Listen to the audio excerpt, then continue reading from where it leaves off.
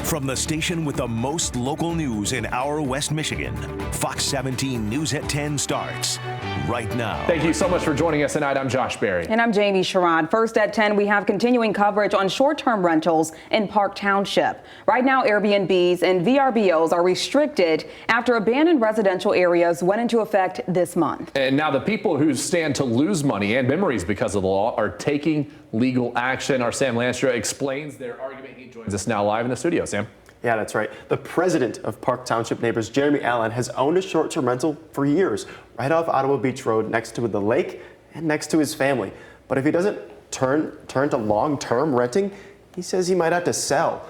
The lawsuit filed with his signature this afternoon is trying to make sure that doesn't happen.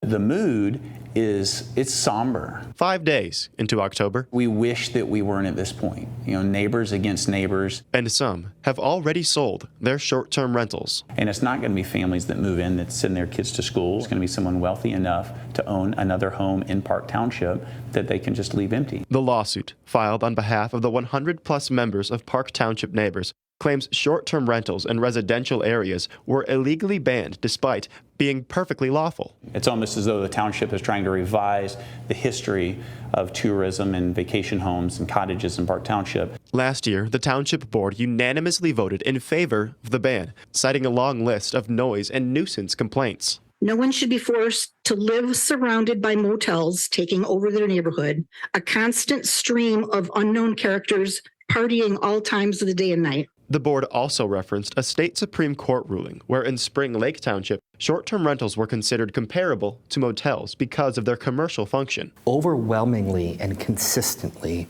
we heard from the community that the community wanted to maintain a rural residential feel. But the lawsuit claims that case doesn't translate to Park Township and says the board broke state zoning law by not going through the proper channels to put the ban in place.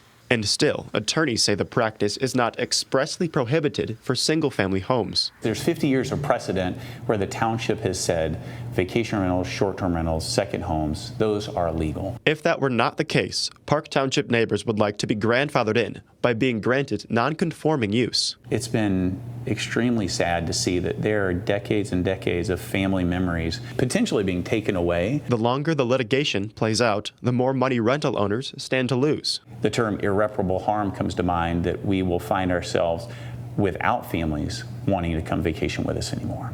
But they're not seeking damages. I don't want this to turn into divisiveness, right? I mean, there's enough of that in politics as it is right now. And so the lawsuit is a tool, but my hope is that there's still a way to find a win-win where neighbors are not pitted against neighbors, and that we wouldn't have to go to a full jury trial.